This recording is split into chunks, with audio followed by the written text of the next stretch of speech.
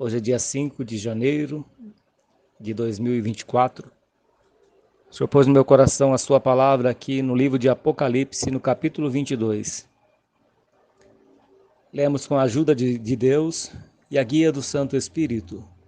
E mostrou-me o rio puro da água da vida, claro como cristal, que procedia do trono de Deus e do Cordeiro.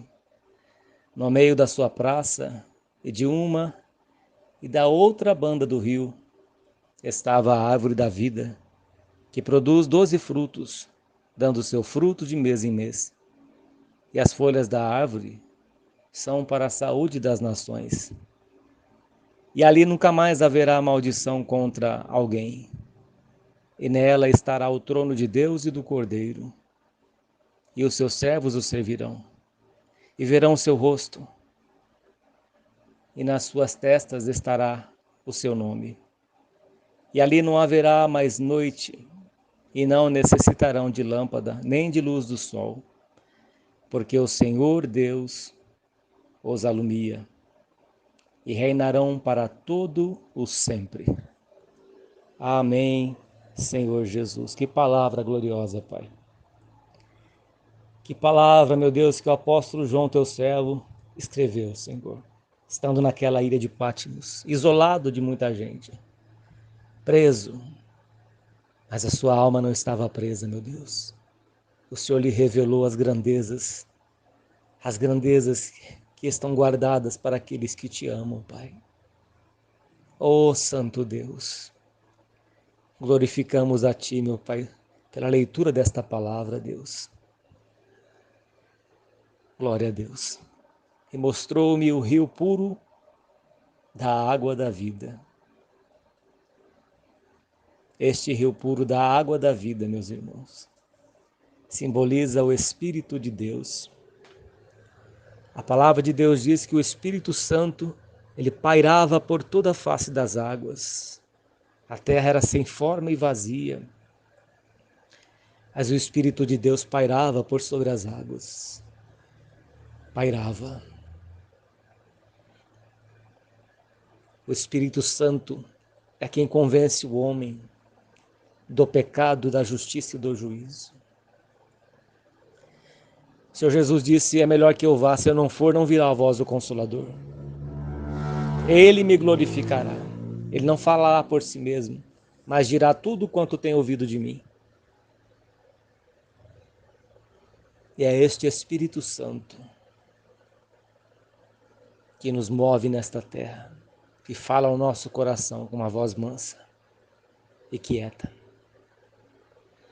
Filho, ande por este caminho. Não vai por aquele caminho que é perigoso.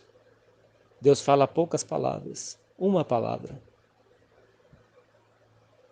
Deus dá uma direção, uma palavra bem clara que a gente entende, clara como a água, como o rio.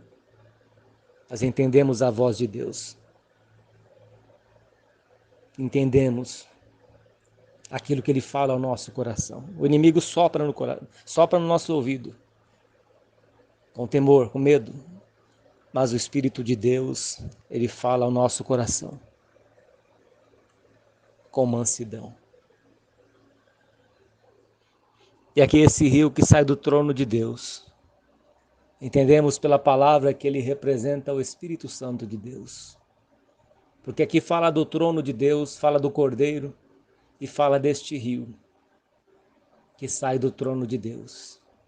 Claro como cristal, que procedia do trono de Deus e do Cordeiro, Pai, Filho e Espírito Santo. Mas por que temos que descer as águas do batismo?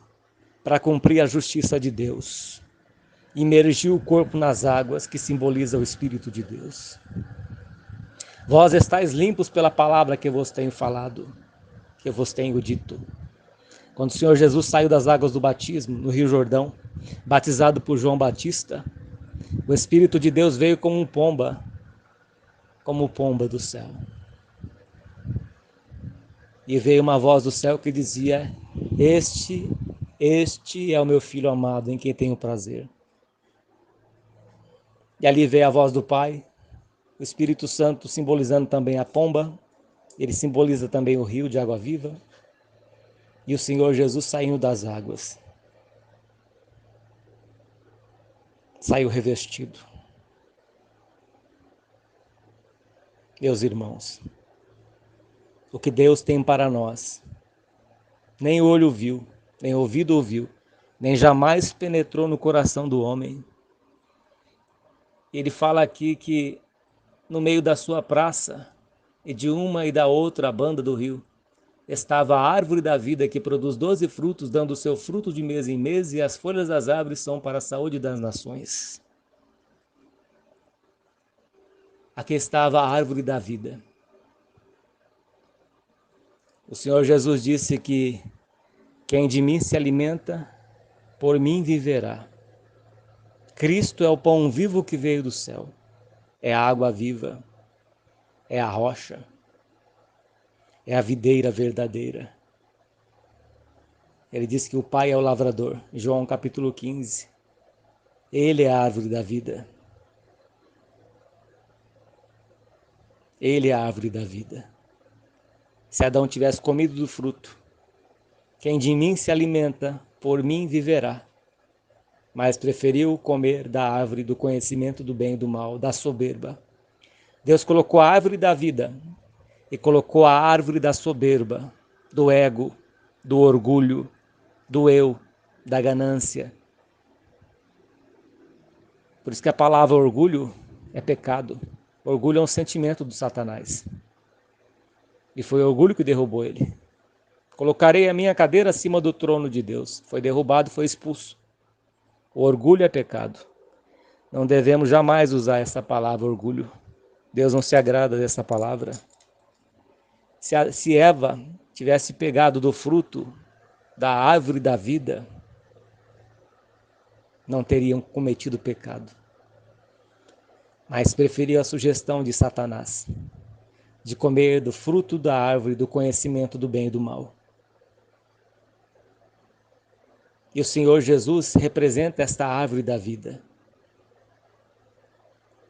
Ele é a videira verdadeira. Ele é a nossa vida. A palavra de Deus diz que a nossa vida está escondida com Deus em Cristo. Quando Ele, que é a nossa vida, se manifestar, seremos semelhantes a Ele, num corpo glorificado. Mas Deus deu mais uma chance para a humanidade. Deus amou o mundo de tal maneira que deu o seu Filho unigênito, para que todo aquele que nele crê não pereça, mas tenha a vida eterna. E aqui está no versículo 3. E ali nunca mais haverá maldição contra alguém. Cristo se fez maldição em nosso lugar, quando ele morreu na cruz. Isaías 53 diz que ele tomou sobre si os nossos pecados e as nossas dores tomou para si. Cristo se fez maldição em nosso lugar, como diz nas cartas do apóstolo Paulo. Se fez maldição. Teve morte de cruz. Ali ele derramou todo o seu sangue no madeiro da cruz. Por isso que no novo céu e nova terra não haverá mais maldição, porque o Senhor Jesus tomou a nossa maldição. A condenação para o homem, foi condenado no nosso lugar. Ele morreu por nós, pagou a nossa dívida, reconciliou o homem com Deus, através da sua morte e ressurreição. A morte de Cristo nos trouxe salvação, sua morte e ressurreição. Por isso que diz na palavra de Deus que nós temos que comer o pão e beber o cálice. O pão simboliza o corpo de Cristo e o cálice, o sangue do Senhor Jesus Cristo. Aquele que de mim se alimenta, por mim viverá. Se não comerdes da minha carne e não beberdes do meu sangue, simbolicamente falando, não tereis vidas em vós mesmos. Então ali não haverá mais maldição contra alguém. Não vai ter mais maldição.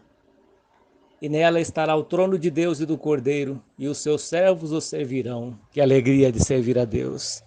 Talvez alguém pode pensar que é um sofrimento servir a Deus, que é uma coisa monótona, ninguém conhece. Meus irmãos, a alegria de servir a Deus, a alegria do Espírito de Deus é coisa inexplicável. A presença de Deus nos enche de uma alegria que este mundo não oferece, que nada proporciona esta alegria, somente as coisas dos céus. A presença de Deus é maravilhosa, nos traz um gemido inexprimível na alma, nos traz uma esperança, uma força. Quantas vezes eu levantei abatido, fraco, depois da oração eu levantei forte. Deus me dava força, me dava ousadia, renovou as minhas forças como a águia e me fazia forte. Digo fraco, sou forte, é o Senhor quem nos fortalece. Receba esta força da parte de Deus para a tua vida, para voltar a caminhar, para voltar a congregar, para voltar a servir a Deus. Nosso descanso não é aqui, meu irmão e minha irmã. Nosso descanso é no céu. Os meus servos o servirão, até lá serviremos a Deus, mas lá não vai ter cansaço, lá não vai ter fadiga, lá não vai ter dor, não vai ter doença nem sofrimento. E serviremos o Senhor para sempre, como os 24 anciãos que lançam das suas cabeças as suas coroas nos pés do trono, nos pés do Senhor. Lançam as suas coroas diante do trono, sinal de reverência. Todo joelho se dobrará e toda língua confessará que Jesus Cristo é o Senhor. E ali estaremos para sempre com o nosso Senhor e Salvador Jesus Cristo. Você trocou a sua vida com Deus a troco do quê? E hoje você está se lamentando? E verão o seu rosto e nas suas testas estará o seu nome. E ali não haverá mais noite, e não necessitarão de lâmpada, nem de luz do sol, porque o Senhor Deus os alumia, e reinarão para todo sempre. As pessoas se alegram com essas luzes de Natal. Ah, meu irmão do céu, santo é o nome do Senhor. Essas luzes não chegam nem perto, irmão. Mais forte do que a luz do sol do meio-dia. Daniel diz que resplandecerão como o sol do meio-dia. É tão brilhante, é tanto brilho, é tanta luz, porque Deus é chamado de o Pai das luzes. Foi Deus quem criou as estrelas dos céus, foi Deus quem criou os planetas, que criou o sol, que criou a lua, e chama as estrelas pelo seu nome. Deus tem coisas grandes e firmes para cada um de nós, meus irmãos. Ele é o Pai das luzes, sua presença, da sua mão sai raios e trovões. A sua voz troveja, tão poderoso que é o nosso Deus, o Senhor dos exércitos. Não temas o homem, não temas aquele que mata o corpo e nada mais pode fazer. Teme antes aquele que não só pode matar o corpo, mas mandar a alma para o inferno. Deus tem coisas gloriosas, meus irmãos. Ficamos firmes. Estamos na última hora, como diz o apóstolo João. Permanecemos firmes, não deixe o inimigo, o ladrão, tomar a tua coroa. Não deixamos o diabo tomar a nossa coroa. Nós vamos batalhar, como diz o apóstolo Judas, batalhar pela fé que uma vez foi dada aos santos. Batalhe pela tua fé. Batalhe pela tua coroa. Não deixe o adversário levar a tua coroa não, meu irmão. Hein, minha irmã? Não deixa não. Fique firme com o Senhor. Nós estamos na época da apostasia. Muitas pessoas vão dizer que é tudo balela, que essas promessas nunca vão se cumprir. O apóstolo Pedro diz na sua segunda carta, no capítulo 3, que no final dos tempos virão escarnecedores, dizendo onde está a promessa que desde que nossos pais morreram se fala sobre isso. Cadê Jesus? A época da apostasia, onde muitos vão abandonar a fé. Porque o Senhor Jesus falou em Mateus capítulo 7 que a porta é estreita e poucos há que a encontrem. Por que poucos há que a encontrem? Porque a porta, meus irmãos, está na palavra de Deus, na sã doutrina, na renúncia do pecado, na renúncia das vaidades deste mundo. Aquele que é amigo do mundo, Tiago diz que constitui-se inimigo de Deus. O apóstolo João diz, não ameis o mundo, e 1 João capítulo 2, não ameis o mundo, no versículo 15, e nem o que no mundo há. Se alguém ama o mundo e as coisas que no mundo há, o amor do Pai não permanece. Aquele que constitui-se amigo do mundo Aquele que se torna amigo do mundo, constitui-se inimigo de Deus, porque Deus, ele tem um ciúme santo. Até os fios de cabelo das vossas cabeças estão contados por Deus. Começou o ano de 2024, meus irmãos. Você que está aí ouvindo essa palavra, ouvinte. Faz um concerto com o teu Deus, não fica adiando não. Amanhã pode ser tarde. Você pode perder a salvação. Porque você está adiando. Nós não sabemos o nosso dia.